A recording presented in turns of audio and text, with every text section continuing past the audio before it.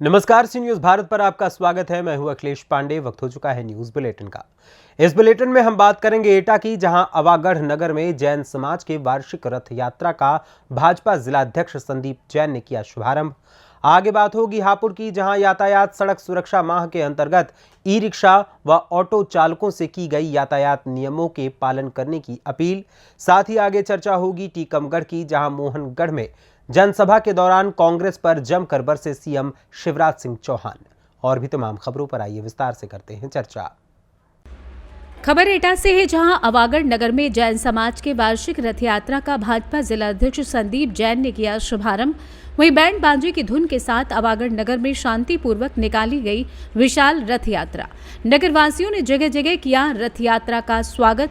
वहीं मेला कमेटी के अध्यक्ष परिमल जैन सेठी एवं कार्यवाहक अध्यक्ष अमित जैन मंगी सहित मेला कमेटी के सभी पदाधिकारियों का जगह जगह स्वागत किया गया। भाजपा जिलाध्यक्ष संदीप जैन का भी नगरवासियों और मेला कमेटी द्वारा भव्य स्वागत किया गया। इस दौरान व्यापारी नेता संजीव कुमार वासुदेव, बंटी बाबू, चेयरमैन महेश पाल सिंह, मुन्नालाल गुप्ता, विपिन जैन, विपनेश जैन, स्वदेश जैन, राजीव जैन, सुबोध जैन, एडवोकेट लालजी जैन, चैतन्य अंकित जैन, आगम जैन सहित सैकड़ों महिलाओं व पुरुषों की मौजूदगी रही। एटा से सी न्यूज संवाददाता राघवेंद्र अगरिया की रिपोर्ट। उत्तर प्रदेश के जनपद हापुड़ में यातायात सड़क सुरक्षा माह के अंतर्गत सीओ ट्रैफिक वरुण मिश्रा ने ई रिक्शा व ऑटो चालकों से यातायात नियमों का पालन करने की अपील की। वहीं उन्होंने चालकों को यातायात नियमों का उल्लंघन करने पर सख्त कार्रवाई करने की भी चेतावनी दी है। बता दें कि सीओ ट्रैफिक वरुण मिश्रा ने शुक्रवार को दिल्ली रोड स्थित बस अड्डे में ई रिक्शा व ऑटो चालकों को संबोधित किया। उन्होंने कहा कि बिना रजिस्ट्रेशन के नगर में ई रिक्शा व ऑटो नहीं चलेंगे। चालक अपने वाहनों के सभी कागजात पूर्ण कर ही नगर में अपने वाहन चलाएं। वाहन चालकों को यातायात नियमों का पालन हर हाल में करना होगा। नियमों का उल्लंघन करने वालों पर सख्त कार्रवाई की जाएगी। सीओ ट्रैफिक के समक्ष ई रिक्शा व ऑटो चालकों ने अपनी सभी समस्याएं रखी, जिस पर सीओ ट्रैफिक वरुण मिश्रा ने कहा कि पूर्व में निर्धारित किए गए रूटों के आधार पर ई रिक्शा व ऑटो नगर में चल रहे हैं, फिर भी चालकों की सभी समस्याओं को ध्यान में रखते हुए उनका निस्तारण किया जाएगा। वहीं नवंबर माह में सही ढंग से ई रिक्शा व ऑटो के रूट निर्धारित कर दिए जाएंगे, जिसके बाद वाहन चालक अपने अपने रूट पर ही वाहन चला सकेंगे। ऐसा ना करने वालों के खिलाफ कार्रवाई की जाएगी। ई रिक्शा चालक रजिस्ट्रेशन कराकर ही अपना वाहन नगर में चलाएं। बिना रजिस्ट्रेशन के नगर में चलने वाले ई रिक्शा व ऑटो को सीज किया जाएगा। उन्होंने ई रिक्शा व ऑटो चालकों से यातायात नियमों का पालन करने में ट्रैफिक पुलिस का सहयोग करने की भी अपील की। आइए जानते हैं इस विषय में सीओ ट्रैफिक वरुण मिश्रा का आगे क्या कुछ कहना है। देखिए, यातायात माह का शुभारंभ अभी 1 तारीख को हुआ है, तो प्रथम चरण में हम लोग जागरूकता का ही कार्यक्रम कर रहे हैं। ऑटो चालकों से और ई रिक्शा चालकों से सभी से यही अनुरोध किया गया है कि सभी नियमों का पालन करें, अपने कागज़ पूरे रखें। जो रूट निर्धारण का प्रयास हम लोग कर रहे हैं उस संबंध में इनसे सहयोग की अपेक्षा की गई है। साथ ही यह भी बताया गया है कि कोई भी अनरजिस्टर्ड वाहन या कोई व्यक्ति जो लाइसेंस जिसके पास ना हो वो गाड़ी वाहन ना चलाए सड़क पर, जिससे सभी की सुरक्षा हो सके और इनका भी भलाई हो सके। सर, इन लोगों ने अपनी कुछ समस्याएं भी रखी हैं, उनके निस्तारण के लिए क्या प्रयास किए जाएंगे आप लोगों की ओर से? समस्या और सुझाव के लिए ही हम लोग इनके बीच में आए थे। इन्होंने कुछ समस्याएं बताई हैं रूट निर्धारण को लेकर के, और कुछ अन्य समस्याएं बताई हैं। उस सबको हम लोग आधिकारिक रूप से अपने अधिकारियों के साथ भी, और जो हम लोग नगर पालिका और आरटीओ ऑफिस से समन्वय स्थापित करके जो मीटिंग करते हैं उसमें भी इन चीज़ों को रख करके समस्याओं के निस्तारण का प्रयास और सुझावों को लागू करने का प्रयास किया। सर, हम लोगों ने जो देखा है ऑटो वालों की मुख्य समस्या ये है कि उनका कहना है कि 2 या 3 ऑटो अगर सिटी के करीब तक थोड़ा पहुंच जाएं तो उन्हें सवारी लेने में सुविधा होगी, क्योंकि जो सवारी है यहाँ तक आने के में काफ़ी दिक्कतों का सामना करना पड़ता है। तो इसको लेकर कोई देखिए, पूर्व में रूट निर्धारण किया गया था ऑटो वालों का, और उसी के अनुसार संचालन हो रहा है ऑटो का इस समय। अगर रूट में कुछ चेंजेस होते हैं, हम लोग उसको स्टडी कर रहे हैं कि ट्रैफिक किस हालत में स्मूथ रह सकता है और कैसे जनता को ज़्यादा से ज़्यादा सुविधा मिल पाए, उसको देखते हुए हम लोग एक बार इसका पुनः परीक्षण कर लेंगे। Thank you sir. हापुड़ से सी न्यूज संवाददाता सुनील कुमार की रिपोर्ट। खबर पाकुड़ से है, जहां NH 333A धर्मपुर से पाकुड़ तक बनने वाली सड़क चौड़ीकरण को लेकर मापी कार्य शुक्रवार को शुरू किया गया। पहले पाकुड़ अंचल में पड़ने वाले सड़क की मापी कराई जा रही है। इसी को लेकर पाकुड़ नगर थाना क्षेत्र अंतर्गत आज सोना जोड़ी हिरणपुर पाकुड़ मुख्य सड़क पर चौड़ीकरण को लेकर अंचला अधिकारी अपने विभाग की टीम के साथ शुक्रवार को नाप जोक कर घरों पर लाल निशान लगा दिया। अधिकारियों की इस कार्रवाई से ग्रामीणों में खलबली मची रही। अंचला अधिकारी देवकांत सिंह के नेतृत्व में हिरणपुर पाकुड़ मुख्य सड़क चौड़ीकरण योजना के तहत सोना जोड़ी सड़क पर सर्वे करने पहुंचे। अधिकारियों ने सड़क के दोनों तरफ किए गए अतिक्रमण की नाप जोक की। स्थानीय ग्रामवासियों में अधिकारियों की इस कार्यवाही से खलबली मच गई। नाप जोक के बाद के घरों के अंदर लाल निशान लगा दिए गए। बता दें कि अधिकारी देवकांत सिंह ने बताया कि जिलाधिकारी के निर्देश पर सड़क चौड़ीकरण योजना के तहत सर्वे करके शासन तक रिपोर्ट भेजी जाएगी। ये सड़क 100 मीटर चौड़ीकरण कराई जानी है। इसी को लेकर मापी कार्य शुरू किया गया है। नेशनल हाईवे जो है 333A उसका चौड़ीकरण किया जाना है, 100 फीट की है। उसी के तहत डिमार्केशन करके पूर्व का जो रोड है उसका 50 feet left side 50 feet right side ये डिमार्केशन करके डिमार्केशन का कार्य किया जा रहा है। पाकुड़ से सी न्यूज़ संवाददाता पंकज भगत की रिपोर्ट। जनपद प्रयागराज जिले की करछला थाना क्षेत्र के भराहा गांव में धनुष टूटते ही लगे जय श्री राम के घोष के जयकारे। वहीं करछला क्षेत्र के भराहा गांव में चल रहे श्री शिशु रामलीला कमेटी के चौथे दिन धनुष यज्ञ का मंचन किया गया। इस मौके पर मंचन के दौरान नारद के अभिनय में मंगला प्रसाद पटेल ने अपने अभिनय के माध्यम से सभी लोगों को आकर्षित किया, जिसमें जनक द्वारा स्वयंवर की सूचना लंकापति रावण को दी। जिसके बाद रावण के उत्पात और धनुष का खंडन को रोकने के लिए पातालपुरी में जाकर बोली के पुत्र बाणासुर को भी जानकारी देते हुए स्वयंवर में जाने के लिए प्रेरित किया। जिसके बाद रावण व बाणासुर के अभिनय में जितेंद्र कुमार व सोनू शर्मा ने लोगों को मंत्रमुग्ध कर दिया। वहीं हास्य व्यंग्य कलाकार चिलड़ सिंह के अभिनय में डॉक्टर अजय पटेल व दिलीप केसरवानी ने सभी को खूब ठहाके लगवाए। स्वयंवर में आए देश देश के राजाओं के द्वारा धनुष का खंडन का प्रयास विफल होने पर राजा जनक ने कहा कि पृथ्वी वीरों से खाली है। जिसके बाद लक्ष्मण के अभिनय में गोरेलाल के द्वारा लक्ष्मण क्रुद्ध हो उठे, जिस पर गुरु विश्वामित्र ने लखनलाल को शांत कराते हुए श्री राम को धनुष का खंडन करने का आदेश दिया। जिसके बाद श्री राम ने धनुष का खंडन किया। जिसके बाद सीता जी ने श्री राम को जयमाला डाली। धनुष खंडन के बाद धनुष यज्ञ मखशाला में पहुंचे परशुरामपुर के साथ लक्ष्मण के संवाद को देखते हुए लोग रोमांचक हो उठे। परशुराम जी के अभिनय में डायरेक्टर हरिहर प्रसाद सिंह ने लोगों को खूब आकर्षित किया। प्रयागराज से सी न्यूज़ संवाददाता मंगला प्रसाद पटेल की रिपोर्ट। खबर मध्य प्रदेश के टीकमगढ़ जिले के विधानसभा क्षेत्र पृथ्वीपुर के मोहनगढ़ मंडल से है, जहां पर विधायक डॉक्टर शिशुपाल यादव द्वारा इस बार भाजपा सरकार बनाने के लिए एक विशाल जनसभा का आयोजन करवाया गया, जिसमें जनता का भरपूर सहयोग रहा। और मुख्य अतिथि के रूप में पहुंचे एक दिवसीय चुनावी दौरे पर मध्य प्रदेश के मुख्यमंत्री शिवराज सिंह चौहान, जिन्होंने मोहनगढ़ में जनसभा को संबोधित करते हुए कांग्रेस पर कटाक्ष किया और कहा कि कांग्रेस सरकार किसान सम्मान निधि और लाडली बहना योजना बंद करने का पाप करती है और केवल दादागिरी और लूटपाट करवाती है। लेकिन जब से यहाँ हमारी सरकार बनी तब से भरपूर विकास पृथ्वीपुर विधानसभा में हुए और भ्रष्टाचार जड़ से समाप्त किए। और विधायक डॉक्टर शिशुपाल यादव के समर्थन में जनसभा को संबोधित किया और कहा कि प्रत्येक परिवार में एक रोजगार देंगे और तमाम योजना से लोगों को अवगत कराते हुए भाजपा सरकार ने संकल्प लिया है। जब से इस संबंध में हमारे संवाददाता ने विधायक से बात की तो क्या कुछ कहा। जब इस संबंध में हमारे संवाददाता ने विधायक से बात की तो उन्होंने क्या कुछ कहा, आइए सुनते हैं। मोहनगढ़ में डिग्री कॉलेज, पृथ्वीपुर औद्योगिक केंद्र का निर्माण, मैं अगर काम गिनाऊंगा तो इसी में आधी रात हो जाएगी। आज मोहनगढ़ वालों और आसपास के बहनों भाइयों, मुझे दिल पे हाथ रख के ईमानदारी से बताना, जितने विकास के काम हमने किए, भारतीय जनता पार्टी की सरकार ने किए, कांग्रेस ने कभी किए थे क्या? कांग्रेस का विकास से कोई लेना देना नहीं है। दादागिरी करो, गुंडागर्दी करो और अपना राज चलाओ, ये कांग्रेस है। लेकिन ऐसी कांग्रेस की अब हम चलने नहीं देंगे।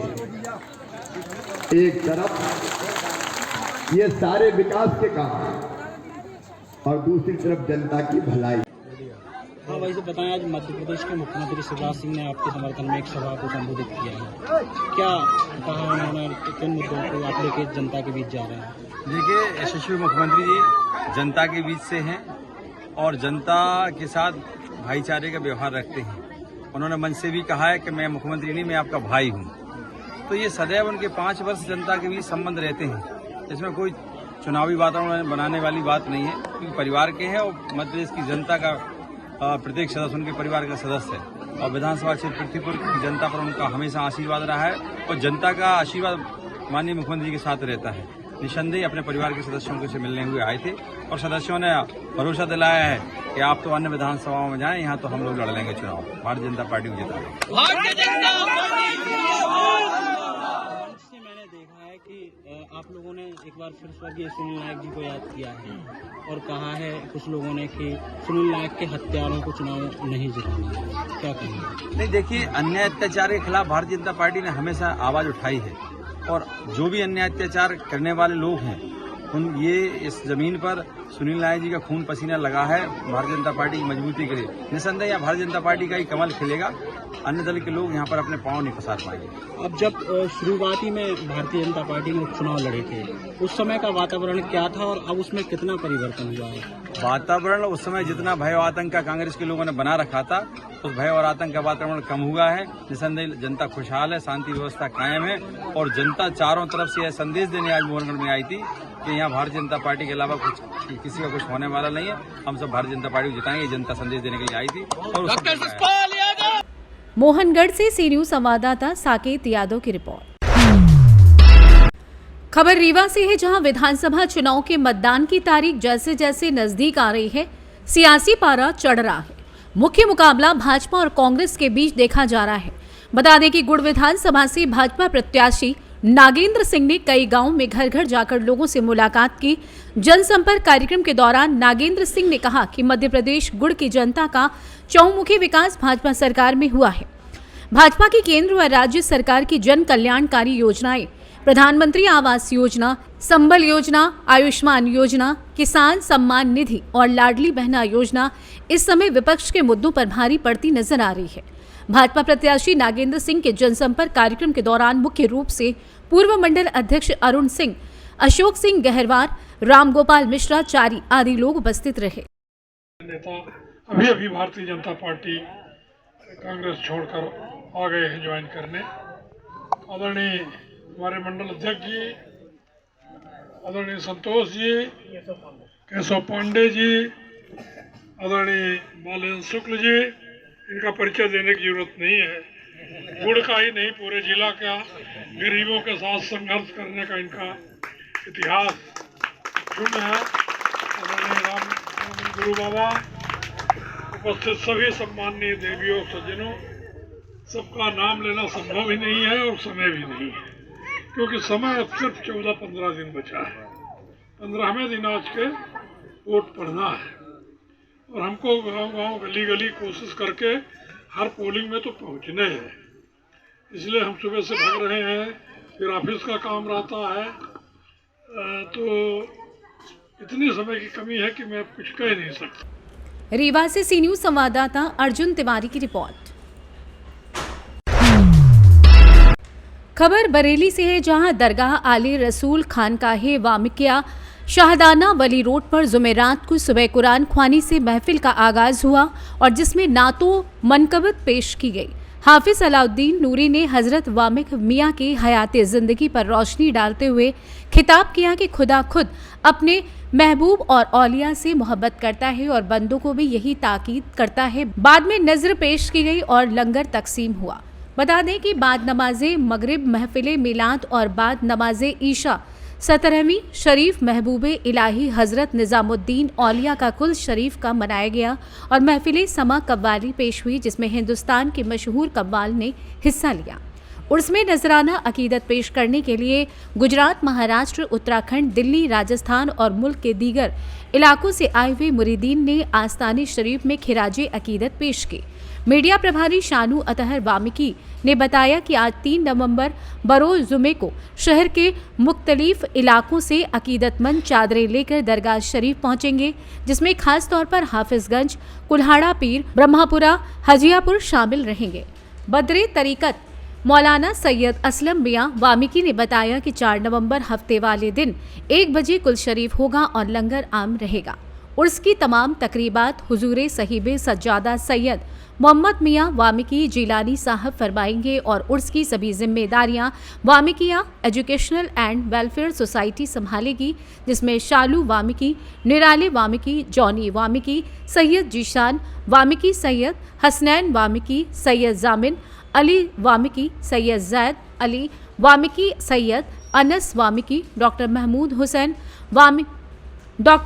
हुसैन वामिकी, उस्मान, चमन शाकिर फैजान वामिकी, अशफान वामिकी, शबलू वामिकी, हाफिज मुजाहिद वामिकी, हाफिज अफजाल, शमीम वामिकी मौजूद रहेंगे।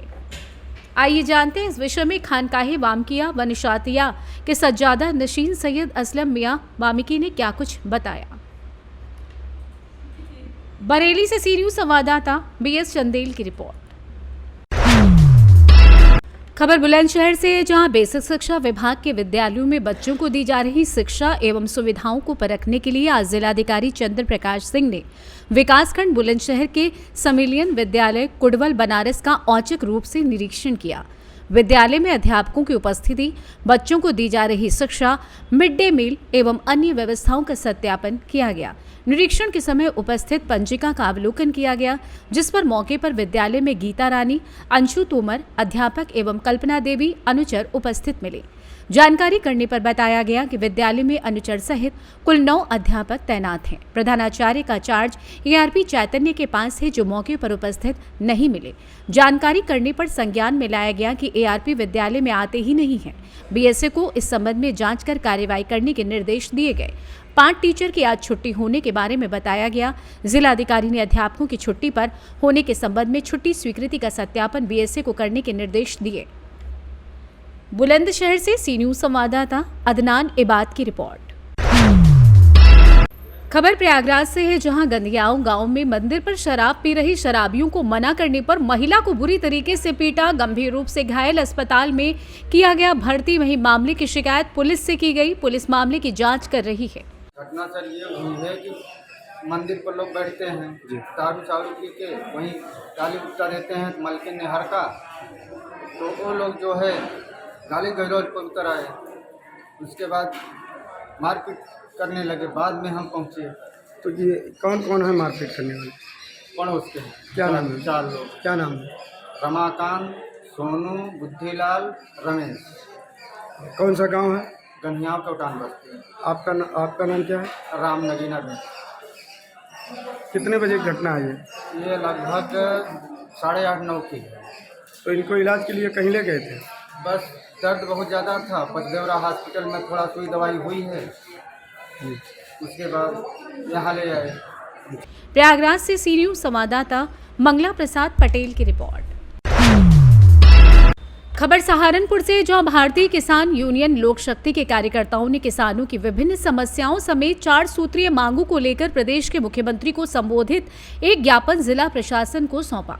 भारतीय किसान यूनियन लोक शक्ति के जिलाध्यक्ष ठाट सिंह राणा ने बताया कि भारतीय किसान यूनियन लोक शक्ति के द्वारा लखनऊ में 8 नवंबर 2023 को किसानों की समस्याओं को लेकर एक महापंचायत का आयोजन किया जा रहा है, जिसमें किसानों की विभिन्न समस्याओं पर विचार किया जाएगा। उन्होंने बताया कि आज किसानों की विभिन्न समस्याओं समेत 4 सूत्रीय मांगों को लेकर ज्ञापन सौंपा गया है। ज्ञापन देने वालों में जिलाध्यक्ष ठाट सिंह राणा, शिव कुमार चौहान, शौकीन त्यागी, शाहिद, नदीम, मोहम्मद वकील, फैसल, मोहम्मद अरशद, साकिब, अरशद, संदीप कुमार, सावन, मोनू आदि मौजूद रहे। आइए जानते हैं इस विषय में जिलाध्यक्ष भारतीय किसान यूनियन लोक शक्ति ठाट सिंह का क्या कुछ कहना है। किसको लेके ज्ञापन दिया? मेरा नाम ठाट सिंह राणा है, मैं जिलाध्यक्ष भारतीय किसान यूनियन लोक शक्ति सहारनपुर। हमारी 8 नवंबर को लखनऊ में महापंचायत है। मुख्यमंत्री जी को ज्ञापन भी दिया जाएगा, अपनी समस्या भी रखी जाएगी किसानों की उनके पास। एक तो ऊपर से जो आदेश है राष्ट्रीय अध्यक्ष जी के, उसको लेकर के ज्ञापन था, और दूसरा नंबर बेट क्षेत्र में अनाज मंडी की बहुत तगड़ी समस्या है, वहाँ के किसान परेशान हैं। उधर तो हरियाणा वाला उनके धान रोक दें पुल पर। उसको लेकर तो हम संघर्ष कर रहे हैं मंडी को लेकर। आगे भी जो आदेश होगा उस पर काम किया जाएगा। और तीसरा नंबर, एक जो चीनी मिल है, बजाज चीनी मिल है जो बजाज चीनी मिल, उन पे 3 महीने का किसानों को बकाया है। कई मिलों पर बकाया रुक रहा है किसानों का। उसको लेकर भी अपनी मांग रखी है और डीएम साहब के माध्यम से ज्ञापन दिया है। डीएम साहब के माध्यम से जो है वो मांग मुख्यमंत्री तक पहुँचाई जाएगी। तो इसी संबंध में लखनऊ पंचायत के संबंध में आज ज्ञापन था। सहारनपुर से सी न्यूज संवाददाता सुरेंद्र सिंह की रिपोर्ट। फिलहाल के लिए इस न्यूज बुलेटिन में बस इतना ही। देश दुनिया की तमाम खबरों के लिए देखते रहें सी न्यूज भारत। हर खबर आपके साथ, आपके हाथ।